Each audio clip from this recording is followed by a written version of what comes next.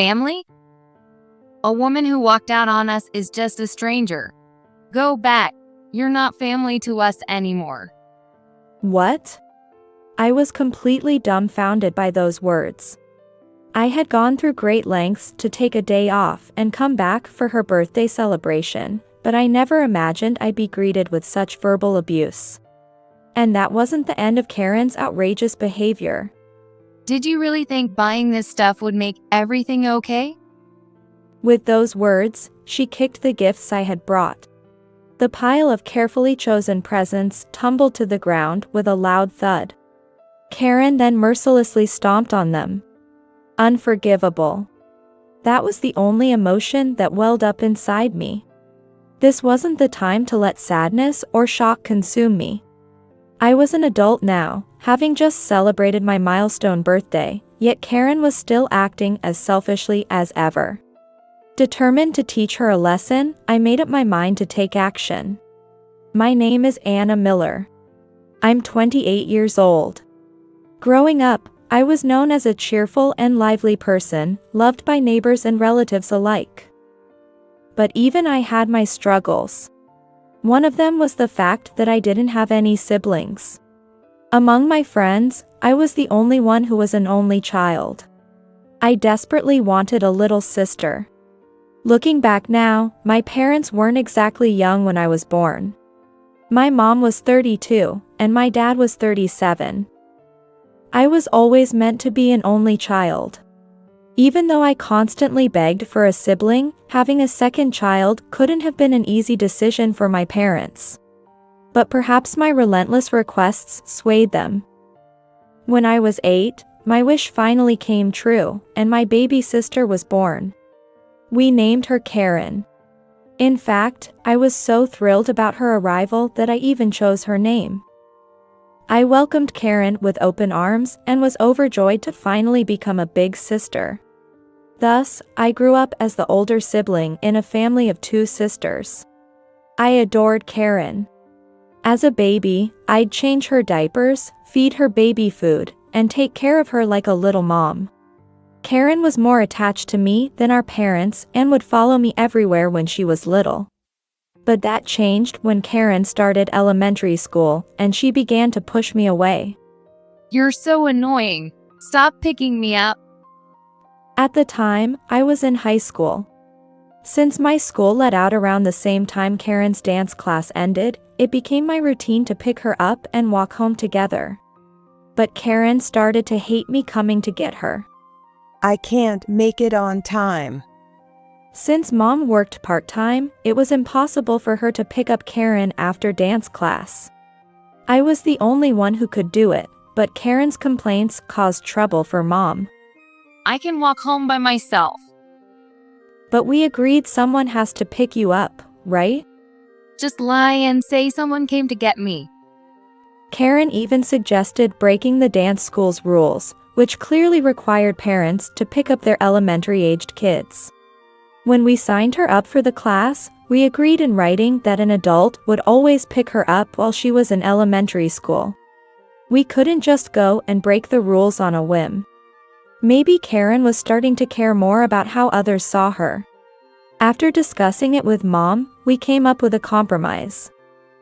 I'd pick Karen up, but then follow her home from a distance to give her a sense of independence. Karen reluctantly agreed but kept up her bossy attitude, telling me that I have to stay at least 10 feet away from her. Mom and I adored Karen too much to scold her for this attitude and ended up spoiling her instead. Even as a middle schooler, Karen continued to act cold toward me. But things started to change when she got to high school. Hey, guess what, Anna? I got a boyfriend. She came to me, unable to hide her excitement. Though Karen had always been passionate about dance, she lacked enthusiasm for anything else. Hearing that she liked someone and wanted to share it with me made me as happy as if it were my own experience. Congrats! What's he like? He's super cool. Oh, but don't tell Mom or Dad, okay? Of course. I'll keep it a secret. For the first time, we were having the kind of sisterly conversation I had always dreamed of. I was so overjoyed I nearly cried. From then on, Karen often shared things about her boyfriend with me. One night, she came to my room and said, Hey, Anna, can I go see my boyfriend real quick? It was already 9 p.m. No way could she go out at this hour. Still, I understood her desire to see him. Please. In the end, I gave in once again, but that only encouraged Karen's selfish behavior. Night after night, she started sneaking out to meet her boyfriend. It seemed she had also begun skipping her dance classes. When I noticed, I tried to confront her, but she didn't take it well. Eventually, Karen started sneaking out without telling me, making it even harder to keep her in check. One day, I received a phone call. It was from the police. I froze, fearing something had happened to Karen, but they simply asked me to come pick her up. Did something happen to my sister? I asked nervously, and the officer responded in a calm, professional tone. Apparently, they had noticed Karen multiple times in the past and warned her. Each time, Karen pretended that she was on the way home from tutoring or dance class and managed to avoid further trouble. But since they kept encountering her, this time they decided to take her into custody. Not wanting our father to find out, Karen had given the police my contact info, leading to this call. I rushed to the station. When I arrived, a stern-looking male officer glanced at me and asked to confirm my identity. Are you the older sister? Yes. I'm sorry my sister caused trouble. If I may, where are your parents? The officer seemed a little skeptical that I, someone just a few years into adulthood, had come to pick her up. Although having an adult family member pick her up was acceptable, the officer clearly wanted her parents to handle the situation. That's why I told you, my dad's in the hospital, and my mom's staying with him full-time, so they can't come. Karen lied to the officer. She only contacted me to avoid our parents finding out, but there she was spinning a story. Sighing, I opened my mouth to reprimand her. She also came all the way here, even though she has work tomorrow. Let's just go home quickly. Her words silenced me. She was right. I had work the next day. If I called out her lie now, they might insist on contacting our parents, and we'd be stuck here even longer. Besides, I felt partly responsible for not stopping her the first time she started sneaking out. Though I knew her lies were wrong, I neither denied nor confirmed them. The officer reluctantly let her go, telling me to ensure I talk to her about her behavior. I can't believe you got taken into police custody. This is too much. I scolded Karen on the way home. But my words didn't seem to faze her. She kept sneaking out, getting into trouble, and calling me to pick her up.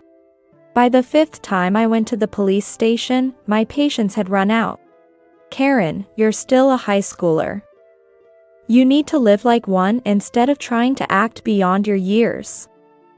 This isn't normal, being called to the station over and over. You should break up with that boyfriend who keeps dragging you out late like this. Why do you have to tell me how to live my life? What does acting like a high schooler even mean? I'm just living how I want to live. I'm saying you need to live within your means. Staying out late isn't you, and I really don't think your boyfriend respects you if this keeps happening.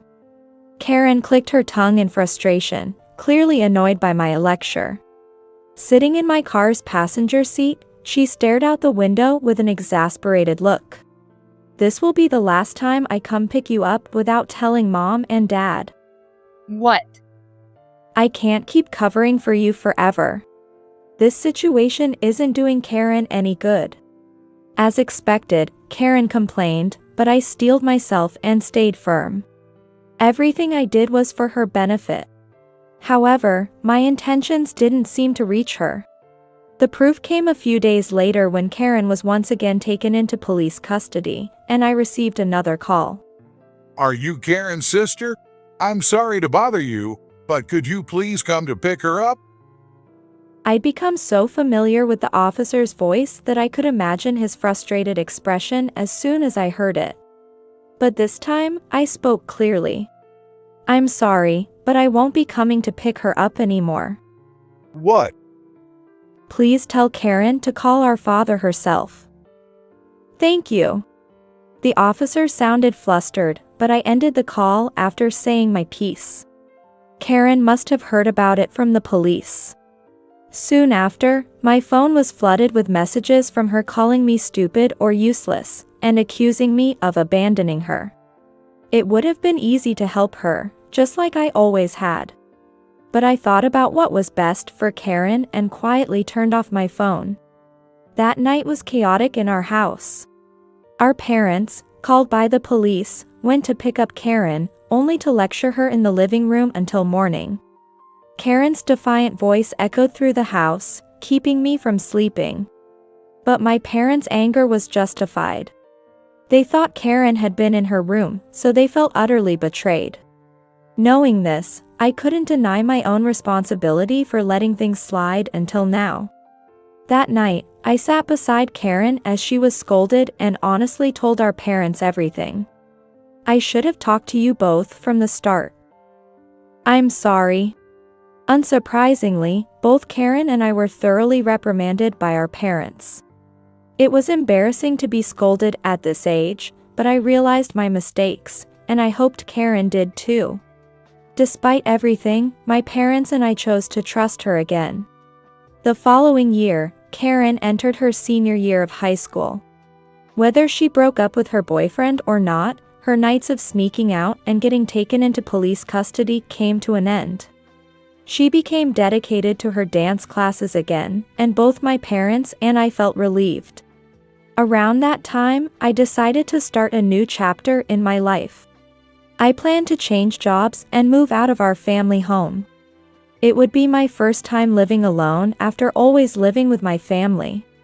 Although I had my doubts about starting a new job and living independently, I made the decision after consulting with my parents. As my mom and I searched for an apartment and prepared for the move, Karen confronted me. You're moving out? That's unbelievable. You don't care about me at all, do you? Her words shocked me because I didn't see things that way at all. Of course that's not true. But you wouldn't pick me up from the police anymore. You ratted me out to mom and dad. And now that I've started acting a little better, you're leaving? You have your own life, Karen, and Anna has hers. This isn't something you get to interfere with. My mom was stunned by Karen's words. But Karen continued to argue. That's exactly what you're doing. You think I'm fine now, so you're dumping two old people on me. Let me just say, I'm not taking care of any old folks. What are you even saying? I shouted at Karen. Sure, our parents weren't young anymore. But they weren't old enough to be called elderly, and I had no intention of dumping them on her. My mom, speechless and in shock, was at a loss for words. It must have hurt deeply. You're the one who's always causing trouble for mom and dad, Karen. Don't you dare get into any more trouble with the police after I move out. I don't need to hear that from someone who's leaving. From that day on, Karen stopped talking to me. No matter how many times I tried to speak to her, she ignored me. Though I worried about what would happen, moving day eventually came and I left home. Life after that wasn't easy. I struggled to adjust to living alone and to my new job, leaving me exhausted every day. With the distance to my parents' house requiring a flight, visiting wasn't an option. While I was busy with work, Karen enrolled in a dance academy and eventually turned 18. For her 18th birthday, I wanted to celebrate with the family, so I arranged time off work. To attend her big celebration, I even worked through the holidays and managed to get a week off, finally making my long-awaited trip back home. carrying gifts for the family in both hands. I boarded the plane and rushed home. I arrived at the house the night before Karen's big celebration. I had been looking forward to seeing her in her formal gown. But what awaited me at home were Karen's heartless words. What are you doing here? Karen asked coldly as soon as she saw me. Despite her frosty tone, I was happy to see her and replied cheerfully. Karen, you've grown so much. I came back to celebrate your big day. Tomorrow's the big event, right? Let's have a family celebration tonight. But Karen sneered at me. Family? A woman who abandoned us isn't family. You're a stranger. Get lost. What? I was left speechless. I never imagined she would lash out at me like this. And her behavior didn't stop there. Oh, so you thought bringing this would make everything better? She kicked the gifts I had brought. With a loud crash, the stack of gifts tumbled over. Karen showed no mercy, stomping on them with her feet. What are you doing? My mom, who had been preparing dinner in the kitchen, rushed into the living room and yelled at Karen. However, Karen arrogantly tilted her chin up and glared at me before stomping out of the room with heavy steps. I was still in shock, unable to comprehend what had just happened, staring at the trampled gifts on the floor. You went through all that trouble to buy these for us. My mom's voice was filled with sadness as she picked up the crushed packages. The cookies Mom liked, the snacks I had brought for Dad, and even the chocolates for Karen were all smashed beyond recognition. How did she turn into someone who could act like this? I'm sorry. The truth is, Karen's been in another rebellious phase for the past year. She even throws away the meals I make for her. What? Why didn't you tell me sooner? I didn't want to worry you.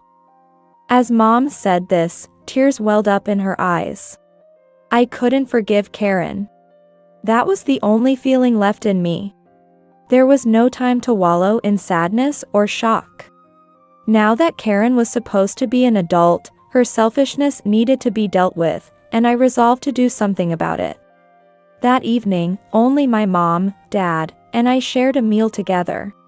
Even though the snacks Karen had smashed were deformed beyond recognition, Dad smiled and told me that those were still tasty. His cheerful demeanor was a small comfort, but my anger toward Karen only grew. The next day was Karen's big day. Her 18th birthday celebration. Mom, hurry up or I'll be late for my salon appointment. Karen snapped at Mom early in the morning, clearly expecting her to be her chauffeur. Is that the way you ask for a favor? Dad scolded her, but it was like talking to a brick wall. Even if I had been there, it might not have made any difference.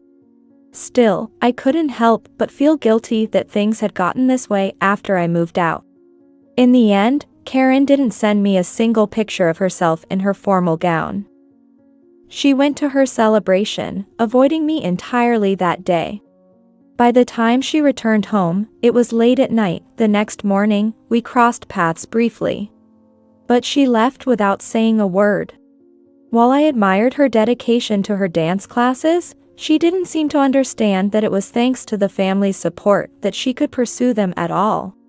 Later that morning, after calculating the timing of her class schedule, I called her school.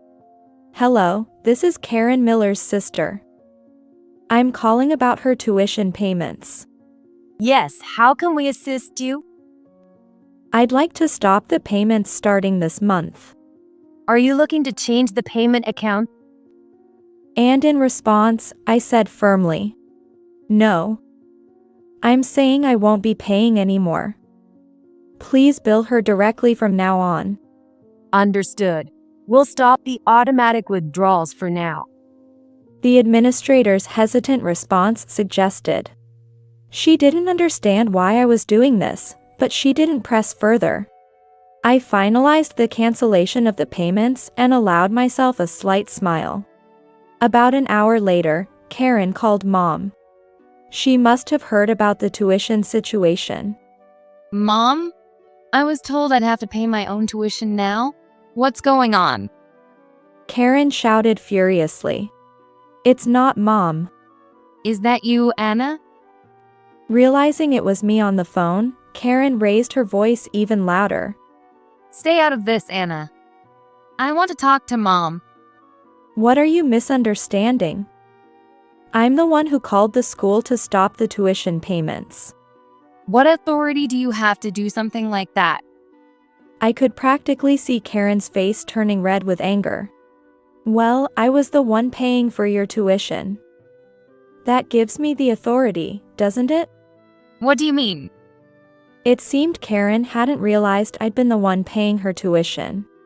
The truth is, I switched jobs for Karen's sake. After breaking up with her high school boyfriend, Karen threw herself back into her passion for dance. I want to go to a dance school after graduating high school. Then, I want to study abroad. But there was one problem. The tuition for the dance school Karen wanted to attend was significantly higher than average. Still, the school was accessible despite the distance. Excellent facilities and opportunities for overseas study. Many of its alumni had become renowned dancers, making it the perfect environment for pursuing her dream. This school was Karen's chance to chase her aspirations.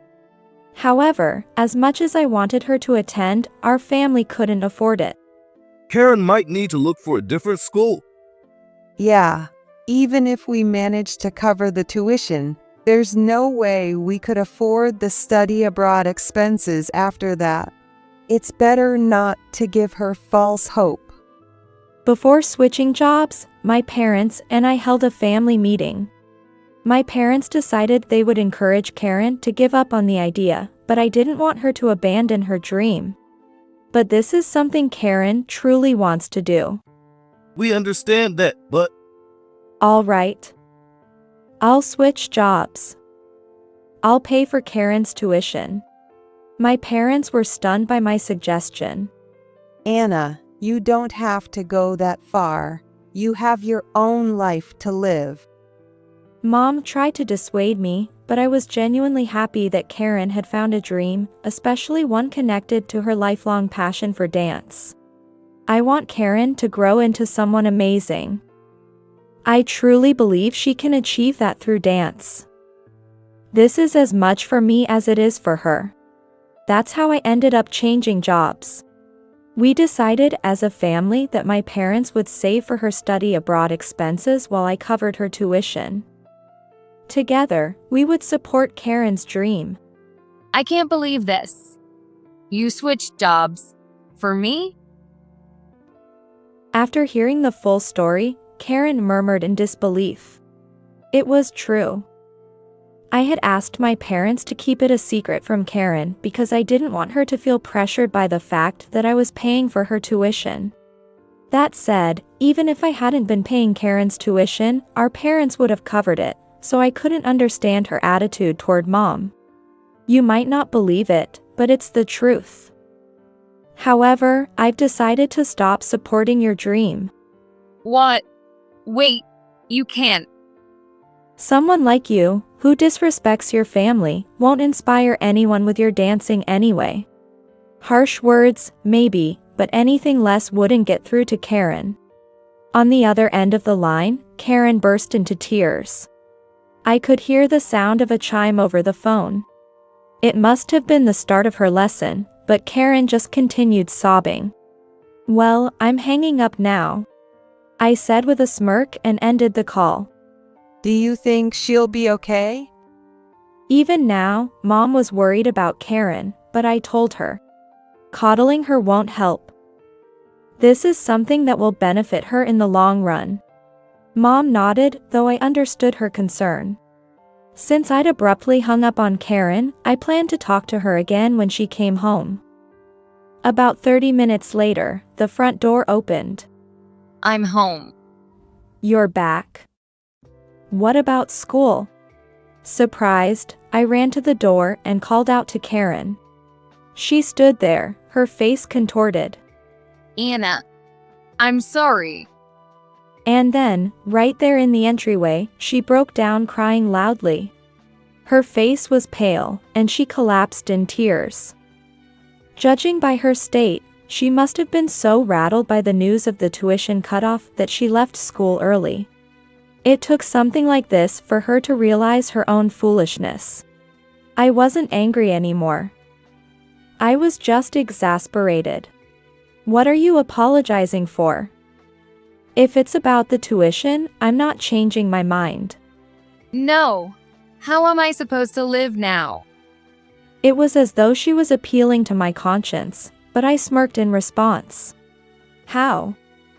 You've got a healthy body and that thick skin of yours.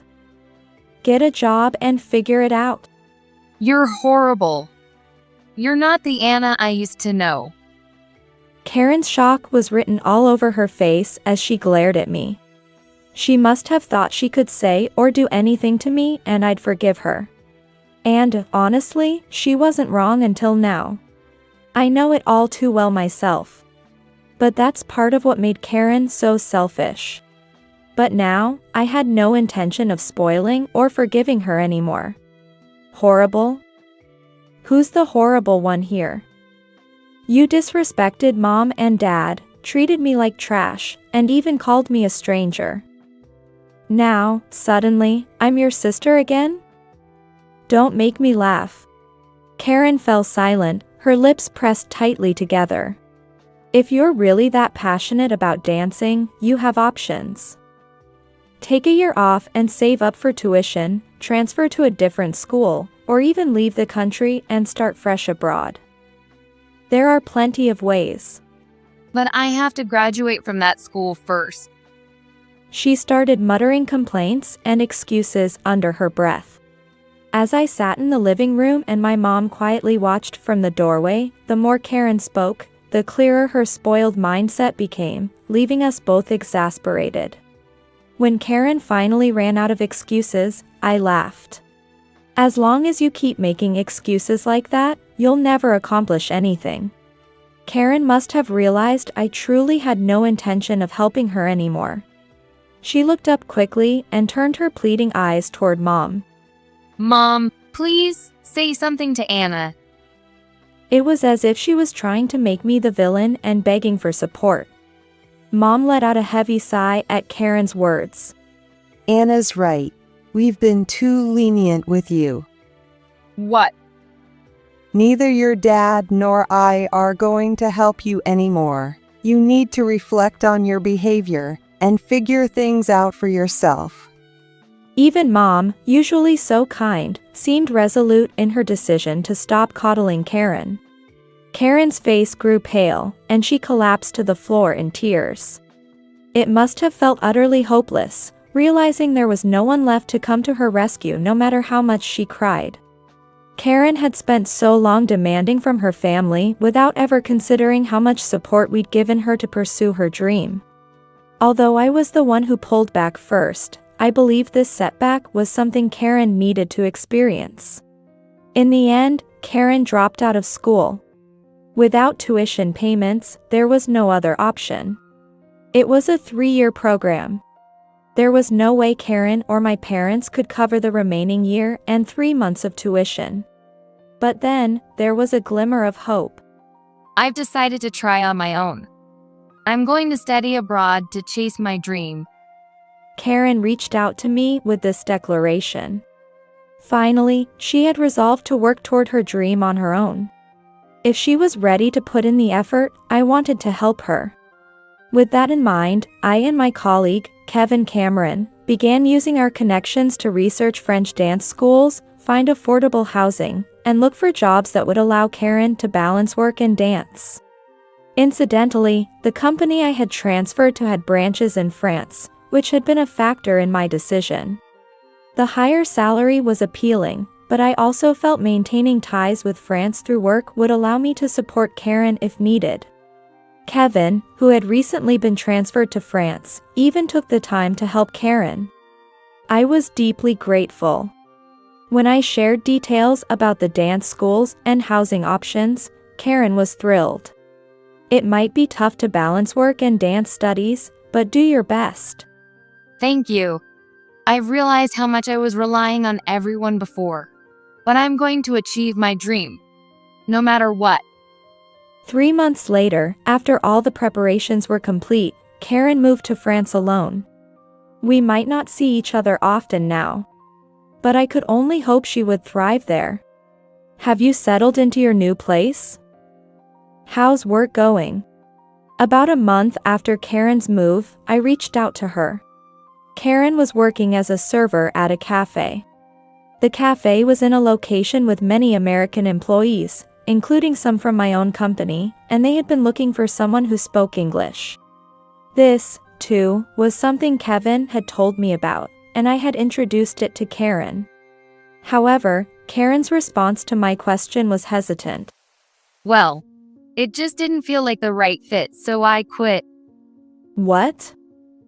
You quit? What are you going to do now?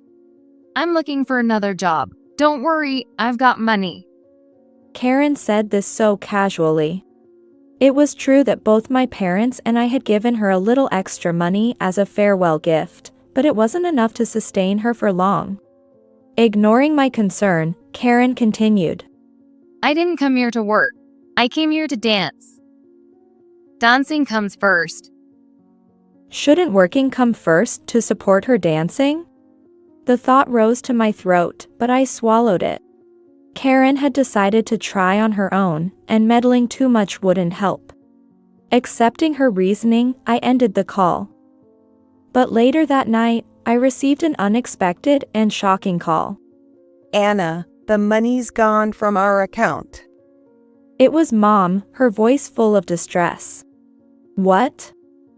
What do you mean? Tell me everything. The money your dad and I had saved for our retirement and for Karen's study abroad is gone. I went to the bank today to update the passbook, and it wasn't there. Mom explained, crying as she spoke. Where's Dad? Is he with you? Yes. I asked her to let Dad take the phone. He would be calmer, and I needed to hear the details from him. When I asked Dad for an explanation, he responded in a steady voice. Actually, it seems Karen was the one withdrawing the money. What are you talking about? I told the bank we didn't remember making any withdrawals. They investigated and found that over the past 3 months, after Karen dropped out of school, she'd been withdrawing small amounts over several days to avoid suspicion. I was speechless. Dad confirmed with the bank that the withdrawal slips were in Karen's handwriting, leaving no doubt it was her doing. Recalling my recent conversation with Karen, I realized her claim about having enough money made sense now. So much for her trying on her own. After finishing the call with Dad, I immediately called Karen, driven by anger. What is it this early in the morning? Karen answered, her voice annoyed. It was night here, but clearly morning where Karen was. Not that it mattered. Did you steal Mom and Dad's money? I yelled at Karen, who sounded drowsy from sleep. Karen replied with an incredulous voice, but quickly seemed to grasp my accusation, and then she laughed. Oh, so you finally figured it out. What do you think you're doing? Well, you made me quit school. So this is the least you could do for me, right? Besides, it's their fault for leaving the money around so carelessly. Anyway, I'm going back to bed now. Karen had the audacity to brazenly justify her actions, spew insults, and then hang up the phone. At that point, I couldn't hold back my anger anymore. Determined to teach her a lesson, I made a call to someone. 3 days later, Karen called me in a panic.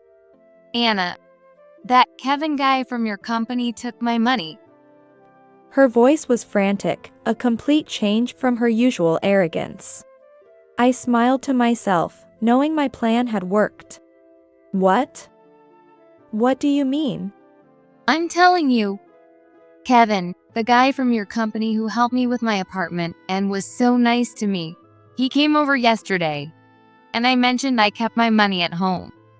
He said it wasn't safe for a single woman to have that much cash at home, so he offered to keep it safe for me. So I gave it to him, but when I asked for it back because I got worried, he said he wouldn't return it. Karen rattled off her story in a single breath. Her carelessness had actually helped me. Oh, well, that's because I asked him to take it. What? That's theft, Anna? Even if you asked him, it's still stealing. I'm going to report this to your company. Karen was livid, yelling at me, but I couldn't help but laugh. Good luck with that. Even if you report it, you can't press charges against him. That's ridiculous. He stole my money. I'm the victim here. Well, Kevin happens to be your brother-in-law. Family theft isn't considered a crime.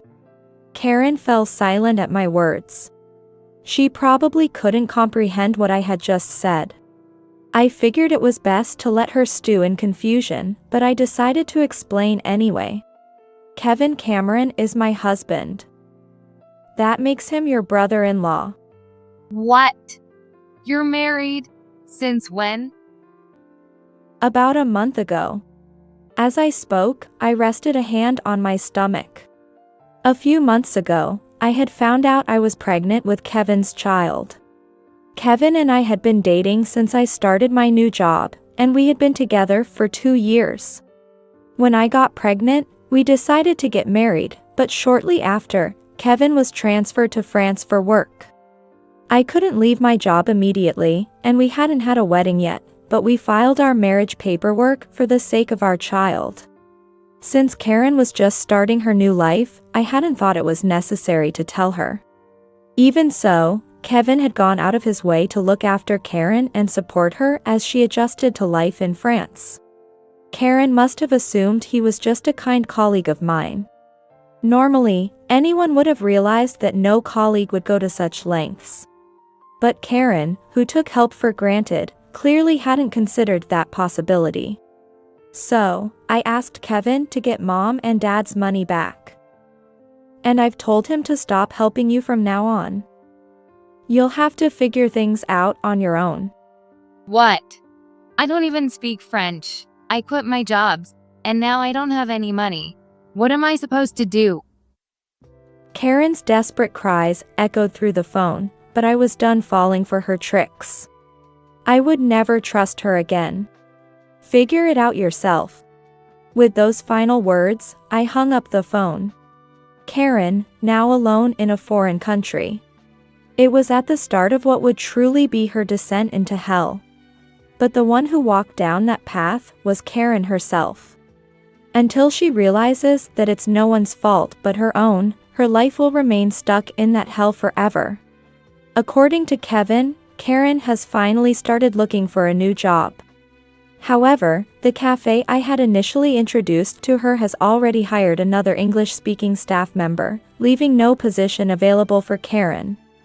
Without the time or money to attend her dance school, she seems to have quit altogether. What was the point of moving to France? I can't help but shake my head in disbelief. Currently, Karen works as a cleaning staff member, and Kevin has occasionally seen her at our company's branch office. Whenever Karen spots Kevin, she glares at him. Normally, guilt over her actions would make it impossible to even meet Kevin's eyes, but Karen clearly hasn't learned her lesson yet.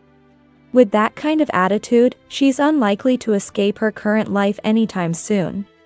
Meanwhile, I gave birth to a healthy baby boy in America and later joined Kevin in France. If you see Karen, just ignore her. Even my parents seem to have completely given up on Karen, as my mom said this with a laugh. Naturally, I have no intention of helping Karen anymore. I don't know what kind of life Karen will lead from now on, but as her sister, I believe I did everything I could to support her. That's why, from this point forward, I'll focus on myself and my family, without letting Karen's actions burden my mind. Looking forward to our life as a family of 3, I set off for a new chapter, determined to find happiness.